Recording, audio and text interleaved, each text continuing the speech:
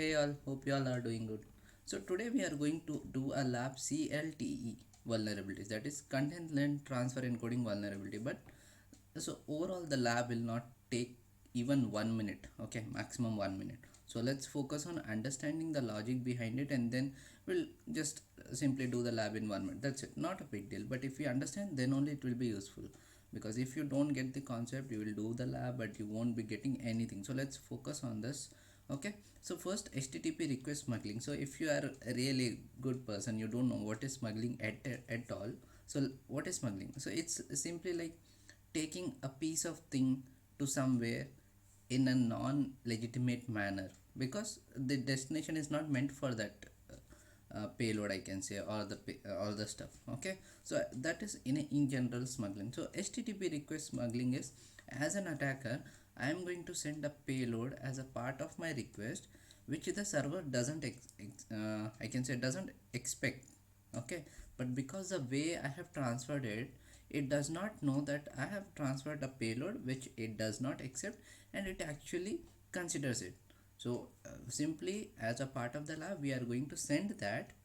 Now the suspicious thing, the attacking thing, we will not do. Okay, but based on the way that we are going to do the lab, we can say that the server is vulnerable to this website. Okay, so basically we are going to smuggle the HTTP request, and if the request is smuggled, we can say that either the front end or either the back end is vulnerable to that particular type of attack. It may be CLT, I mean content length transfer encoding, or TET transfer encoding, like that. We have three kinds of labs. So let me scroll down. So what are the three labs? One is the CLTE, which we are going to do today in this demo, and then next is TECL, and then we have TET. Okay, so here we go. So before doing the lab, let's focus on this picture. Let me zoom in this a bit. I hope it is visible now. So here what is happening is, as an attacker, he is doing simply a one post call. So overall, if you can see, one request is made by whom? By the attacker. But at the end of the, like, when it reaches the server, what is happening? The server is reading it as a two requests. Why?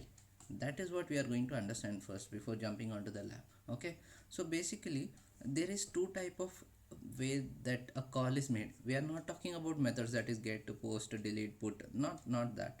So when we make a call, there is already a boundary line set between a front end and the back end, that he is going to like the front end is going to send the request with these kind of headers, and this is how the backend please read in this manner. Okay, so let's say that I am a front end, so I am going to tell backend that let's say, suppose I am using content length. So content length mean what?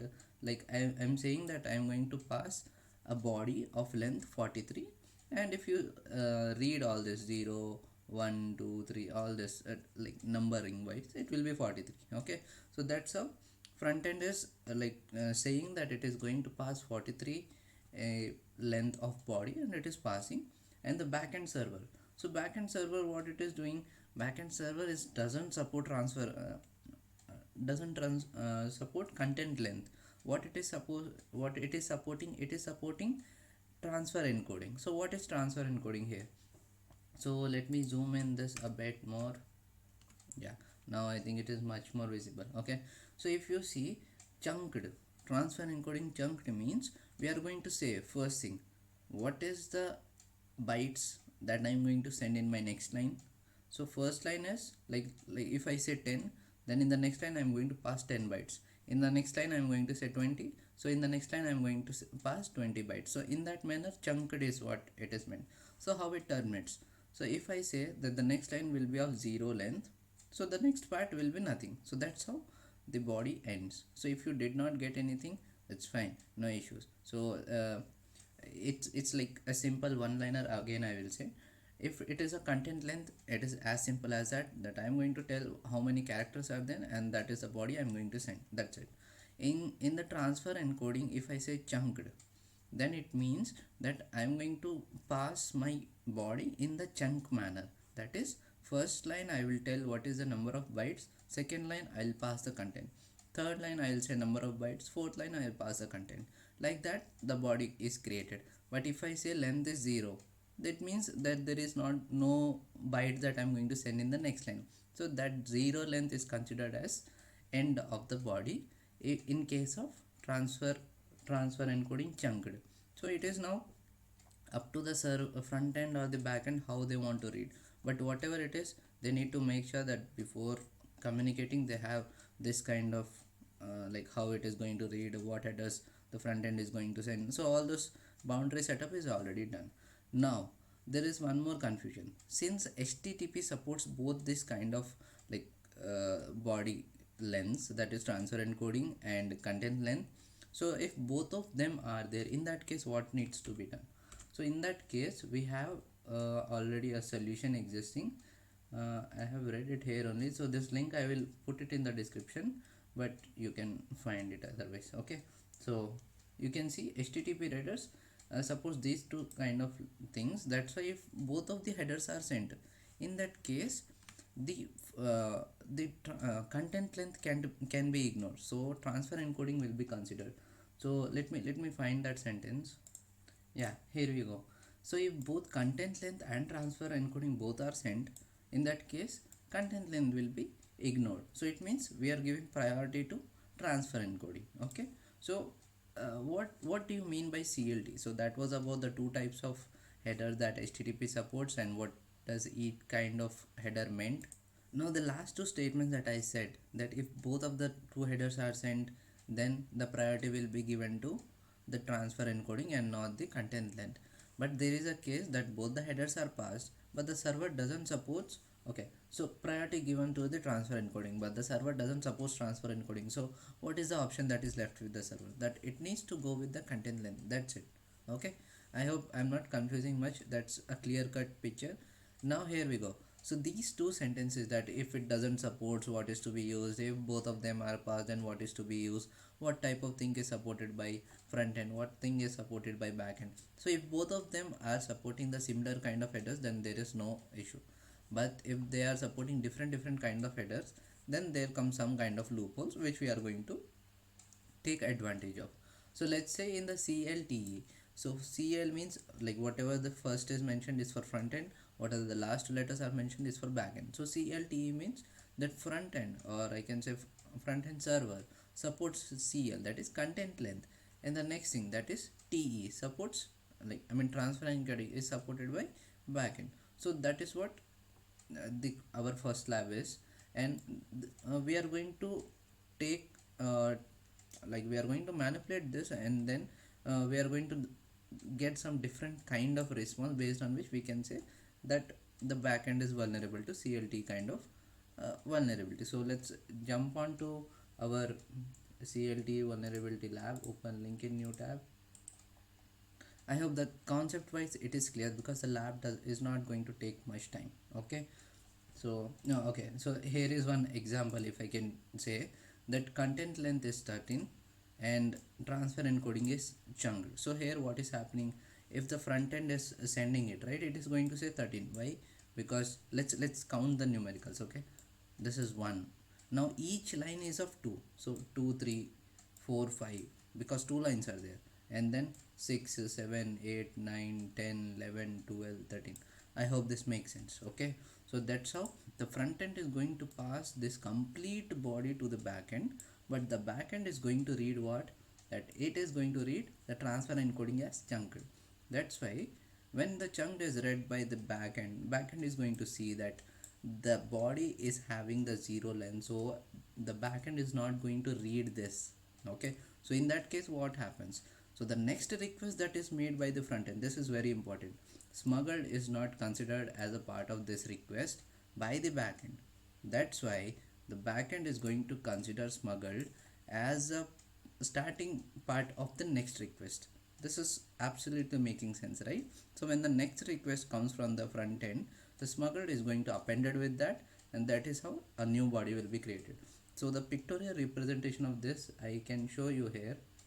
You can see there is like a blue color body and a orange color body passed, but the backend is reading this blue color as one body and the orange it is considering as a part of the next coming request, which is the green request. Okay, so that is what we are going to see here, like in our lab.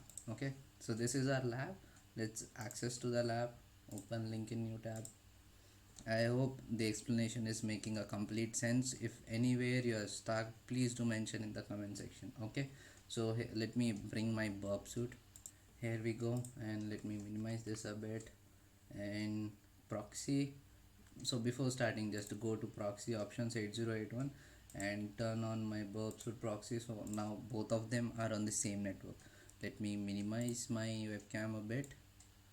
I hope now it is fine. Okay, now we'll go to the intercept, and intercept is on. As of now, what information we are given is that front end supports content length, back end supports transfer encoding. Okay, now click on home. So this is the request one. We just intercepted one request, so that host and all we need not to type again. So we are simply going to send it to the repeater. Okay, and we don't need proxy, so just drop the intercept. So in the repeater, if you see, I don't need all these things, and this is fine. Okay, all this is fine. Now I'm going to so basically here I'm going to pass a content, and I'm going to tell what kind of encoding and all is present. Okay, so all these things I don't need, just I have host, that is enough. And I want to like pass it as a post request, because I'm passing something in the body, not as a query parameter. So I'm going to pass post, and then I'm going to paste the remaining object. So let's say what do we understand from this? Okay, let me try to zoom in my content a bit. Okay, I'm not able to zoom in this much, so let me just copy this and paste it in my notepad. So in notepad maybe I can explain. Okay, so this is visible, right? So here what we are saying is the front end is going to tell that I am going to pass you the body of 6 bytes. So is it 6 bytes? Yes. So how it is 6 bytes? So body is starting from here. So this is 1 byte, the new line is 2 3, and this is 4, and then a new line 5 6. Okay, this is not the below one, the top one. So it is starting from the very next thing after headers. So we I can say that 2 bytes here, 3 4 5 6. Okay, no, hold on. So how we read it is, this is 1 byte. Okay, then the new line is 2 bytes, the new line 2 3, and then this is 4, and this is a new line, an empty line, slash an empty line 5 6. Okay, so that's how we are passing the 6 lines, I mean 6 bytes. Okay, so if we pass it, let's see what happens. Let me maximize it. So if I pass it, what is expected? The server is going to see that it is a chunked, so the request is terminated, and the next time when we do the post request again, so to this complete thing, the G will be added. Okay, so in that case, the server is going to not implement the post request, but it is going to implement this G and the post. Okay, so G post, it has to execute, which it doesn't know what is G post, so that will be throwing us the error. I hope that completely makes sense. So before starting, let me open this and let me refresh this, just to show it is not solved. Okay, yeah, now we are clear. So let me click on go. We got something, I'll say go again. So now you can see unrecognized method G post. So I hope now you understand how G came. Okay, so if I go to my Firefox, okay, I can see congratulations, you solved the lab. Okay, now just keep that aside. Let's give it a some more try, so that you can understand what is going on here. Okay, so here content length become 8, because it is like what must have happened is we are passing maybe this is a 2. I don't know how they are reading 1. This is 1 byte, and then from here the new line, so 1 2 3, and this is 4 5, this is 6 7 8. Okay, so it's like 1 byte, and then for the new line I'm writing, it's basically 0 slash n. Okay, then this is slash n, and then this is slash n. So here 1 2 3 4 5, and then 6 7 8. Okay, that is what happening here. So if I let's remove this. Okay, let's remove this, and let's remove this as well. So now the slash n, that is the next two, should have been removed. So this content length is actually getting auto generated, and we can, like, we have the settings to tell the Bubsuit that you don't update the content length just before sending. Let me handle that. So that is also something that we are going to do in the third lab. But for now, basically when we are hitting the request, Bubsuit is calculating the length and it is sending. So if I click on go, now you can see 6. Is it making sense? Because here we had /n and here we have /n, and now I don't have /n because there is no new line. Okay, now this /n concept is going to be different for the encoding, so that is not the part of this demo, but the next demo will cover that. Okay, so I hope now this makes sense. So just to give you a proper understanding, okay, let's hit this again so that, okay, G, okay, now this is clear. Let's give it one more try, GAP, or I can say, let's say Dpoint. Fine, no issue. Now what is the length? 1 2 3 4 5 6 7 8 9 10 11 bytes. So if I click on enter, it is going to be 13 bytes. Okay, so let me just, this /n will be like escape characters, that's why we are not seeing it. So this time if I'm going to hit it, I'm going to get the content length as 13, and that is going to execute successfully. But the next time it is going to say Dpoint post, I don't know what that is. So let me click on go. It executed successfully. I'm going to hit this again. Now this time Dpoint got attached to the post, as you can see, Dpoint post. Now it doesn't know what is Dpoint post. This method is, I don't know what to do. So that's how it is working. So that was all about CLTE vulnerability. I hope this is like, I can not explain you much more better than this. So okay, so let me see if that setting I can find. Header, chunk, the content length, the params. So we have some, I can say, parameter where we say don't calculate the length yourself. Okay, hex, somewhere it should be there. Fine, that is not of much priority as of now, but we are going to cover that in the coming demo. So that's it for now. I hope this completely makes sense. If you have any queries, please write down in the comment section. But if you understood, please do comment, and still comment, subscribe, click on notification bell, and share with people whom you might think this could be useful. And if you have any other approach of doing the request smuggling, just let us know so that we can also give it a try. So that's all for today, and stay home, stay safe, practice as much as possible. Thank you.